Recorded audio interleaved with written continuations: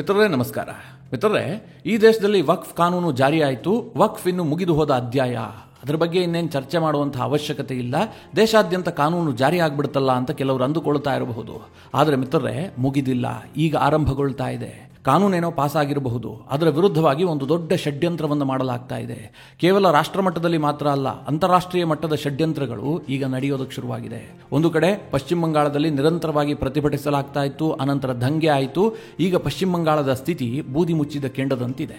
ಯಾವಾಗ ಬೇಕಾದರೂ ಅಲ್ಲಿ ಮತ್ತೆ ದಂಗೆ ಆಗಬಹುದು, ಆ ಪರಿಸ್ಥಿತಿ ಇದೆ.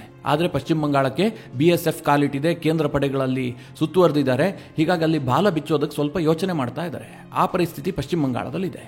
ಇದರ ನಡುವೆ ಅನೇಕ ರಾಜ್ಯಗಳು ಈ ವಕ್ಫ್ ಬಿಲ್ ಅನ್ನು ತಿರಸ್ಕರಿಸಿದ್ದಾವೆ. ನಮ್ಮ ರಾಜ್ಯದಲ್ಲಿ ನಾವು ಜಾರಿ ಮಾಡೋದಕ್ಕೆ ಬಿಡೋದಿಲ್ಲ ಅಂತ. ಕರ್ನಾಟಕವೂ ಕೂಡ ಅದನ್ನು ಹೇಳಿದೆ. ಇಂತಹ ಪರಿಸ್ಥಿತಿಯಲ್ಲಿ ತಮಿಳುನಾಡಿನ ಒಂದು ಗ್ರಾಮವನ್ನ ವಕ್ಫ್ ಕ್ಲೈಮ್ ಮಾಡಿದೆ. ಮತ್ತೆ ರೈತರಿಗೆ ನೋಟಿಸ್ ಬಂದಿದೆ. ಅದು ಒಬ್ಬರಿಬ್ಬರಿಗಲ್ಲ, 150 ರೈತರಿಗೆ ನೋಟಿಸ್ ಕೊಡಲಾಗಿದೆ. ನೀವು ಜಾಗ ಬಿಟ್ಟು ಹೋಗಬೇಕು, ಇದು ವಕ್ಫ್ನ ಆಸ್ತಿ ಅಂತ. ದೇಶದಲ್ಲಿ ವಕ್ಫ್ ತಿದ್ದುಪಡಿ ಮಸೂದೆ ಪಾಸ್ ಆದ ಬಳಿಕವೂ ಕೂಡ ತಮಿಳುನಾಡಿನಲ್ಲಿ ರೈತರು ಬೀದಿಗಿಳಿದು ಇದು ನಮ್ಮ ಭೂಮಿ ಅಂತ ಹೇಳಿ ಹೋರಾಟ ಮಾಡುವಂತಹ ಸ್ಥಿತಿ ಬಂದೊದಗಿದೆ. ಇದರ ನಡುವೆ ಪಶ್ಚಿಮ ಬಂಗಾಳದಲ್ಲಿ ದಂಗೆ ಆಯ್ತಲ್ಲ, ಆ ದಂಗೆಯ ಕಾರಣದಿಂದಾಗಿಯೇ ಅನೇಕ ಹಿಂದೂ ಕುಟುಂಬಗಳು ತಾವು ಹುಟ್ಟಿ ಬೆಳೆದಂತಹ ಊರನ್ನ ಬಿಟ್ಟು ಬೇರೆಡೆಗೆ ಪಲಾಯನ ಮಾಡುವಂತಹ ಸನ್ನಿವೇಶ ಬಂತು. ಇದರ ಬಗ್ಗೆ ನಾನು ಹಿಂದಿನ ವಿಡಿಯೋದಲ್ಲಿ ತಿಳಿಸಿದ್ದೆ. ಆ ಸಂದರ್ಭದಲ್ಲಿ ಕೆಲವರು ಕಮೆಂಟ್ ಹಾಕಿದ್ರು, ಇದೆಲ್ಲ ಸುಳ್ಳು ಸುದ್ದಿ, ನರೇಟಿವ್ ಬಿಲ್ಡ್ ಮಾಡೋದಕ್ಕೋಸ್ಕರವಾಗಿ ಈ ರೀತಿಯಾಗಿ ಅಪಪ್ರಚಾರ ಮಾಡಲಾಗ್ತಾ ಇದೆ. ಹಿಂದೂಗಳು ಯಾಕೆ ಮನೆಯನ್ನ ಬಿಟ್ಟು ಹೋಗಬೇಕು? ದಂಗೆಗೂ ಹಿಂದೂಗಳಿಗೂ ಏನ್ ಸಂಬಂಧ? ಸುಮ್ಮನೆ ಅನಗತ್ಯವಾಗಿ ವಿವಾದವನ್ನ ಹುಟ್ಟು ಹಾಕಲಾಗ್ತಾ ಇದೆ. ಇದೆಲ್ಲ ಸಾಮರಸ್ಯವನ್ನ ಕದಡುವಂತಹ ಯತ್ನ. ಹೀಗೆ ಪುಂಖಾನುಪುಂಖವಾಗಿ ಕೆಲವರು ಕಮೆಂಟ್ ಹಾಕಿದ್ರು.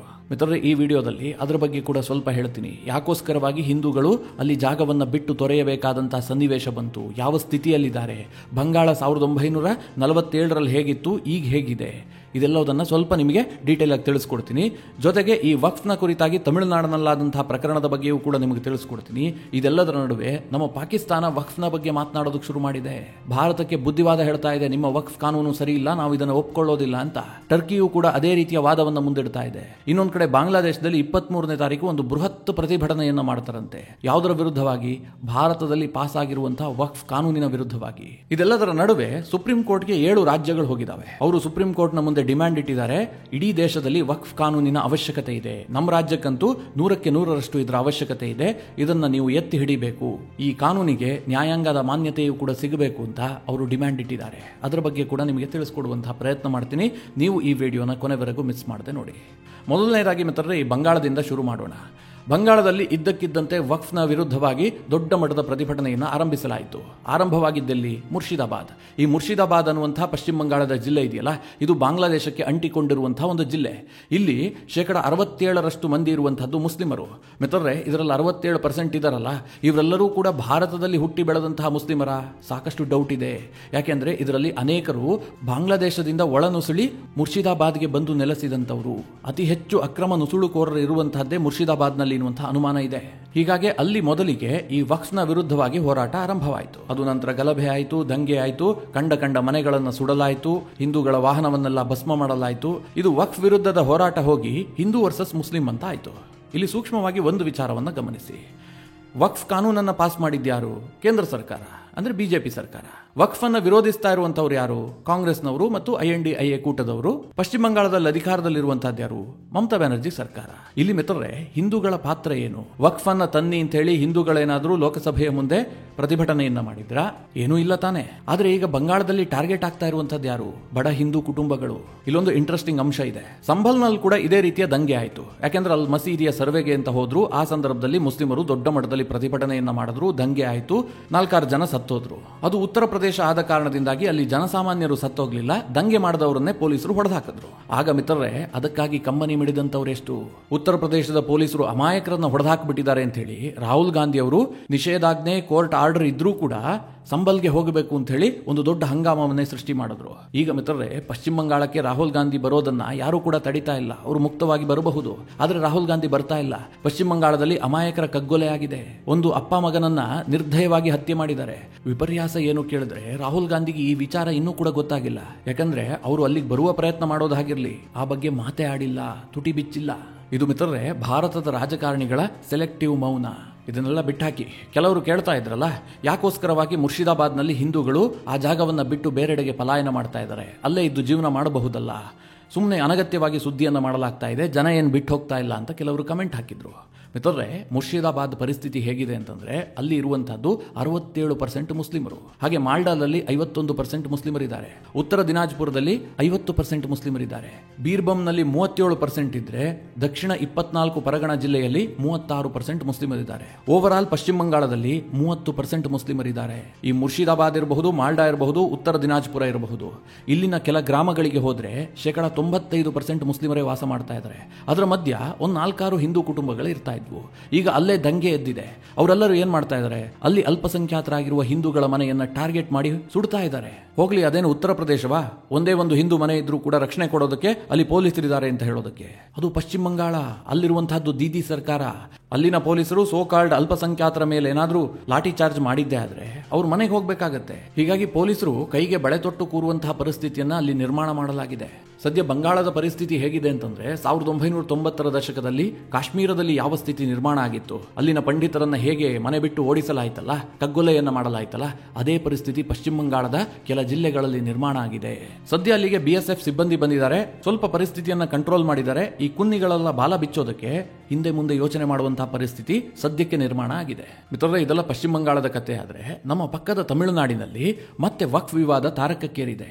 ಇದಕ್ಕೆ ಕಾರಣ ಏನು ಕೇಳಿದ್ರೆ, ದೇಶದಲ್ಲಿ ವಕ್ಫ್ ಕಾನೂನು ಪಾಸ್ ಆಗಿ ಜಾರಿಗೆ ಬಂದ ಬಳಿಕವೂ ಕೂಡ ತಮಿಳುನಾಡಿನ ವೆಲ್ಲೂರಿನಲ್ಲಿರುವಂತಹ ಕಟ್ಟುಕೊಳೈ ಅನ್ನುವಂತಹ ಒಂದು ಗ್ರಾಮದಲ್ಲಿ 150 ಕುಟುಂಬಗಳಿಗೆ ನೋಟಿಸ್ ಅನ್ನು ಕೊಡಲಾಗಿದೆ. ಯಾರು ಕೊಟ್ಟಿದ್ದು ಕೇಳಿದ್ರೆ ವಕ್ಫ್ ಬೋರ್ಡ್. ಏನಂತ, ಈ ಇಡೀ ಗ್ರಾಮ ಏನಿದೆ ಇದು ನಮಗೆ ಸೇರಬೇಕಾದಂತಹ ಗ್ರಾಮ, ಇದು ವಕ್ಫ್ನ ಆಸ್ತಿಯಾಗಿದೆ, ಇಲ್ಲಿ ನೀವು ಅಕ್ರಮವಾಗಿ ವಾಸ ಮಾಡ್ತಾ ಇದ್ದೀರಿ, ನಿಮ್ಮೆಲ್ಲ ಭೂಮಿಯೂ ಕೂಡ ಕೃಷಿ ಭೂಮಿ ಏನಿದೆ ಇದೆಲ್ಲ ವಕ್ಫ್ ಬೋರ್ಡ್ಗೆ ಸೇರುತ್ತೆ, ನೀವು ಈಗಿಂದೀಗಲೇ ಜಾಗವನ್ನು ಖಾಲಿ ಮಾಡಿ ಅಂತ ಹೇಳಿ ಅವರೊಂದು ನೋಟಿಸ್ ಕೊಟ್ಟಿದ್ದಾರೆ. ಮಿತ್ರರೇ, ಆ ಗ್ರಾಮದ ರೈತರು ಕಂಗಾಲಾಗಿ ಹೋಗಿದ್ದಾರೆ. ಯಾಕೆ ಅಂತಂದ್ರೆ ಆ ರೈತರೆಲ್ಲ ಇವತ್ತು ನಿನ್ನೆಯಿಂದ ಅಲ್ಲಿ ವಾಸ ಮಾಡ್ತಿರೋದಲ್ಲ, ತಲಾಂತರದಿಂದ ಅಲ್ಲಿ ವಾಸ ಮಾಡ್ತಾ ಇದ್ದಾರೆ. ಕೆಲ ಕುಟುಂಬಗಳಿಗೆ ಆನ್ ರೆಕಾರ್ಡ್ 5 ತಲೆಮಾರಿನ ದಾಖಲೆಗಳಿದೆ. ಆದ್ರೂ ವಕ್ಫ್ ಬೋರ್ಡ್ ಹೇಳ್ತಾ ಇದೆ ಈ ಆಸ್ತಿ ನಮ್ಮದು. ಕಿಲಂಡೈ ಮಸೀದಿ ಹಾಗೂ ಸೈಯದ್ ಅಲಿ ಸುಲ್ತಾನ್ ಶಾ ದರ್ಗಾದ ಕಮಿಟಿ ಏನಿದೆ ಅವರು ಈ ನೋಟಿಸ್ ಅನ್ನ ಇಶ್ಯೂ ಮಾಡಿದ್ದಾರೆ. ಯಾವಾಗ ರೈತರ ಕೈಗೆ ಈ ನೋಟಿಸ್ ಬಂತೋ ಅವರೆಲ್ಲರೂ ಸಂಘಟಿತವಾಗಿ ಡಿಸಿಯ ಮುಂದೆ ಪ್ರತಿಭಟನೆಯನ್ನ ಮಾಡಿ ತಮ್ಮ ದೂರನ್ನ ದಾಖಲಿಸಿದ್ದಾರೆ. ಹೀಗೆ ಅಕ್ರಮವಾಗಿ ನಮ್ಮ ಭೂಮಿಯನ್ನ ವಶಕ್ಕೆ ಪಡೆಯುವಂತಹ ಪ್ರಯತ್ನ ನಡೀತಾ ಇದೆ, ನಮಗೆ ನ್ಯಾಯ ಕೊಡಿಸಿ ಅಂತ. ಮಿತ್ರರೇ, ನಿಮಗೆ ನೆನಪಿರಲಿ, ತಮಿಳುನಾಡು, ಕೇರಳ, ವೆಸ್ಟ್ ಬೆಂಗಾಲ್, ಕರ್ನಾಟಕ, ಜಾರ್ಖಂಡ್ ಈ ಎಲ್ಲ ರಾಜ್ಯಗಳು ಕೂಡ ನಾವು ಹೊಸ ವಕ್ಫ್ ಕಾನೂನನ್ನ ಜಾರಿಗೆ ತರೋದಿಲ್ಲ, ನಮ್ಮ ರಾಜ್ಯದಲ್ಲಿ ಇದು ಜಾರಿ ಆಗೋದಿಲ್ಲ ಅಂತ ಈಗಾಗಲೇ ಘೋಷಣೆ ಮಾಡಿದ್ದಾವೆ. ನಮ್ಮ ರಾಜ್ಯದಲ್ಲೂ ಕೂಡ ಮಹಾಶಯ ಜಮೀರ್ ಅಹಮದ್ ಖಾನ್ ಕೂಡ ಇಂತಹದೇ ಒಂದು ಘೋಷಣೆಯನ್ನು ಮಾಡಿದ್ದಾರೆ, ನಮ್ಮ ರಾಜ್ಯದಲ್ಲಿ ಇದು ಜಾರಿ ಆಗೋದಿಲ್ಲ ಅಂತ.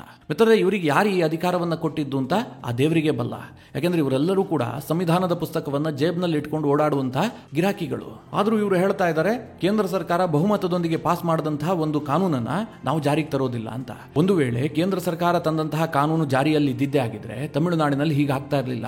ವಕ್ಫ್ ಬೋರ್ಡ್ ಏನ್ ಮಾಡಬೇಕಾಗಿತ್ತು, ನೇರವಾಗಿ ಡಿಸಿ ಮುಂದೆ ಹೋಗಬೇಕಾಗಿತ್ತು. ಕಟ್ಟುಕೊಳೈ ಅನ್ನುವಂತಹ ಒಂದು ಗ್ರಾಮ ನಮ್ಗೆ ಸೇರಬೇಕು, ನಮ್ಮ ಬಳಿಯಲ್ಲಿ ಇಂತಿಂತಹ ದಾಖಲೆಗಳಿದೆ ಅಂತ ಡಿಸಿಗೆ ಆ ದಾಖಲೆಗಳನ್ನ ಸಲ್ಲಿಕೆ ಮಾಡಬೇಕಾಗಿತ್ತು. ಆಗ ಅಲ್ಲಿನ ಜಿಲ್ಲಾಧಿಕಾರಿಗಳು ನಿರ್ಧಾರ ಮಾಡ್ತಾ ಇದ್ರು ಇದು ವಕ್ಫ್ ಬೋರ್ಡ್ನ ಜಾಗವಾ ರೈತರ ಜಾಗವಾ ಅಂತ. ರೈತರಿಗೆ ಈ ವಿಚಾರವೇ ಬರ್ತಾ ಇರಲಿಲ್ಲ. ಒಂದು ವೇಳೆ ನಿಜವಾಗ್ಲೂ ಅವ್ರಿಗೆ ಸೇರಿದ್ದೇ ಆಗಿದ್ರೆ ಡಿಸಿ ನೋಟಿಸ್ ಕೊಡ್ತಾ ಇದ್ರು. ಆದ್ರೆ ಸದ್ಯ ತಮಿಳುನಾಡಿನಲ್ಲಿರುವಂತಹದ್ದು ಮನ್ಮಾನಿ ಕಾನೂನು, ಅದನ್ನೇ DMK ಸರ್ಕಾರ ಒಪ್ಕೊಂಡಿದೆ ಕೂಡ. ವಕ್ಫ್ ಬೋರ್ಡ್ಗೆ ಯಾವ ಜಾಗ ತನ್ನದು ಅಂತ ಅನ್ಸುತ್ತೋ ಅದೆಲ್ಲದಕ್ಕೂ ಬೇಲಿ ಹಾಕೊಳ್ಬಹುದು, ಅದೆಲ್ಲದಕ್ಕೂ ನೋಟಿಸ್ ಇಶ್ಯೂ ಮಾಡಬಹುದು. ಕೇಂದ್ರ ಸರ್ಕಾರ ಏನೇ ಕಾನೂನು ತಂದ್ರೂ ಕೂಡ ನಮಗೂ ಅದಕ್ಕೂ ಸಂಬಂಧ ಇಲ್ಲ ಅಂತ ತಮಿಳುನಾಡು ಸರ್ಕಾರ ಹೇಳ್ತಾ ಇದೆ. ಅದೇ ಕಾರಣದಿಂದ ಕಟ್ಟುಕೊಳೈ ಗ್ರಾಮದಲ್ಲಿ ಈ ಪರಿಸ್ಥಿತಿ ನಿರ್ಮಾಣ ಆಗಿದೆ. ಮಿತ್ರರೇ, ವಕ್ಫ್ ಕಾನೂನಿನ ಬಗ್ಗೆ ಭಾರತದಲ್ಲಿ ಇಷ್ಟೆಲ್ಲ ವಿಚಾರ ಆಗ್ತಾ ಇದೆಯಲ್ಲ, ಇದ್ರ ಬಗ್ಗೆ ಈಗ ಬೇರೆ ಬೇರೆ ದೇಶದಲ್ಲೂ ಕೂಡ ಚರ್ಚೆ ಆಗೋದಕ್ಕೆ ಶುರುವಾಗಿದೆ. ಮೊದಲನೇದಾಗಿ ಪಾಕಿಸ್ತಾನವೂ ಕೂಡ ಭಾರತದ ವಕ್ಫ್ನ ಬಗ್ಗೆ ರಿಯಾಕ್ಟ್ ಮಾಡಿದೆ. ಅವ್ರೇನ್ ಹೇಳಿದಾರೆ ಗೊತ್ತಾ, ಭಾರತದಲ್ಲಿ ಜಾರಿಯಾದಂತಹ ಈ ಕಾನೂನೇನಿದೆ ಇದನ್ನ ನಾವು ಒಪ್ಕೊಳ್ಳೋದಿಲ್ಲ, ಇದು ಭಾರತದಲ್ಲಿ ಅಲ್ಪಸಂಖ್ಯಾತರ ಹಕ್ಕನ್ನ ಮೊಟಕುಗೊಳಿಸುವಂತಹ ಕಾನೂನು.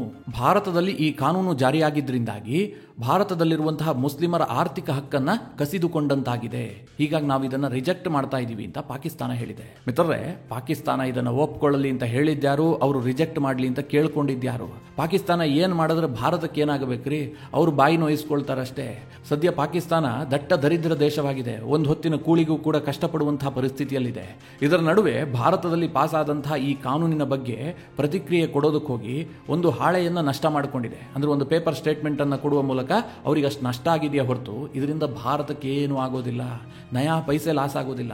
ಭಾರತ ಈಗಾಗಲೇ ಇದಕ್ಕೆ ಪ್ರತಿಕ್ರಿಯೆ ಕೂಡ ಕೊಟ್ಟಿದೆ. ಭಾರತ ಏನ್ ಹೇಳಿದೆ ಗೊತ್ತಾ, ಪಾಕಿಸ್ತಾನ ಮೊದಲು ತನ್ನ ದೇಶದ ಅಲ್ಪಸಂಖ್ಯಾತರ ಬಗ್ಗೆ ಯೋಚನೆ ಮಾಡಲಿ, ಅವರ ಪರಿಸ್ಥಿತಿಯ ಬಗ್ಗೆ ಅವರು ಮೊದಲು ನೋಡಿಕೊಳ್ಳಲಿ, ಆನಂತರ ಭಾರತಕ್ಕೆ ಪಾಠ ಮಾಡೋದಕ್ಕೆ ಬರಲಿ, ಹೀಗಂತ ಭಾರತ ಪಾಕಿಸ್ತಾನಕ್ಕೆ ತಿರುಗೇಟು ಕೊಟ್ಟಿದೆ.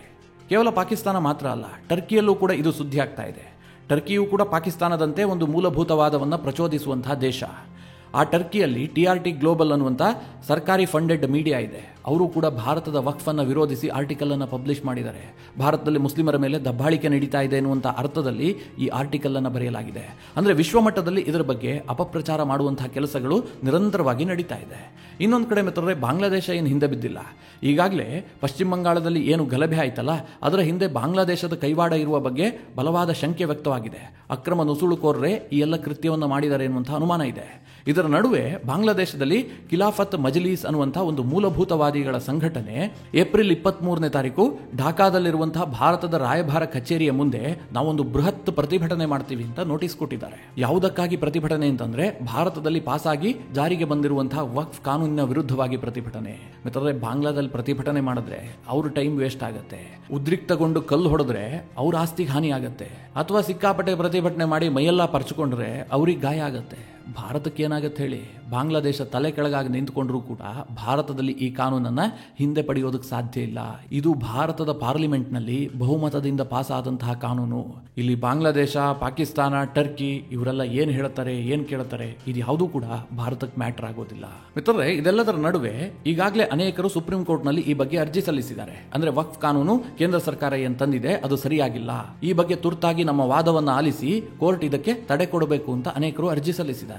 ಆದರೆ ಭಾರತದ 7 ಪ್ರಮುಖ ರಾಜ್ಯಗಳು ವಕ್ಫ್ ಕಾನೂನು ಜಾರಿಗೆ ತಂದಿದ್ದು ಸರಿಯಾಗಿದೆ, ನಾವಿದರ ಪರವಾಗಿದ್ದೀವಿ, ಕೇಂದ್ರ ಸರ್ಕಾರ ತಂದಂತಹ ಕಾನೂನಿಗೆ ಸುಪ್ರೀಂ ಕೋರ್ಟ್ ನ್ಯಾಯಾಂಗದ ಮಾನ್ಯತೆಯನ್ನು ಕೂಡ ನೀಡಲಿ ಅಂತ ಹೇಳಿ 7 ರಾಜ್ಯಗಳು ಅರ್ಜಿ ಹಾಕಿದವೆ. ಯಾವ ಆ ರಾಜ್ಯಗಳು ಕೇಳಿದ್ರೆ, ಹರಿಯಾಣ, ಉತ್ತರಾಖಂಡ, ಮಧ್ಯಪ್ರದೇಶ, ಮಹಾರಾಷ್ಟ್ರ, ರಾಜಸ್ಥಾನ, ಛತ್ತೀಸ್ಗಢ ಮತ್ತು ಅಸ್ಸಾಂ. ಬಿಜೆಪಿ ಆಡಳಿತದಲ್ಲಿರುವಂತಹ 7 ರಾಜ್ಯಗಳು ಈ ಅರ್ಜಿಯನ್ನು ಸಲ್ಲಿಸಿದವೆ. ಒಟ್ನಲ್ಲಿ ವಕ್ಫ್ ಕಾನೂನನ್ನ ಪಾಸ್ ಆಗೋದನ್ನ ತಡೆಯೋದಕ್ಕೆ ಸಾಧ್ಯ ಆಗದೇ ಇರುವಂತಹ ಕೆಲ ಕುನ್ನಿಗಳು ದೇಶದಲ್ಲಿ ಅಶಾಂತಿಯನ್ನ ಸೃಷ್ಟಿಸೋದಕ್ಕೆ ನಿರಂತರವಾಗಿ ಪ್ರಯತ್ನ ಮಾಡ್ತಾ ಇದ್ದಾರೆ.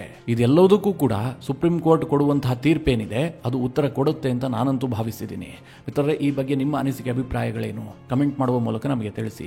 ಹಾಗೆ ನಿಮಗೆ ಈ ವಿಡಿಯೋ ಇಷ್ಟವಾದರೆ ಲೈಕ್ ಮಾಡಿ. ಜೊತೆಗೆ ನೀವಿನ್ನೂ ನಿಮ್ಮ ನೆಚ್ಚಿನ ಸಂಸ್ಕಾರ ಸೌರಭ ಯೂಟ್ಯೂಬ್ ಚಾನಲ್ನ ಸಬ್ಸ್ಕ್ರೈಬ್ ಮಾಡಿಲ್ಲ ಅಂತಾದರೆ ಈ ಕೂಡಲೇ ಸಬ್ಸ್ಕ್ರೈಬ್ ಮಾಡಿ.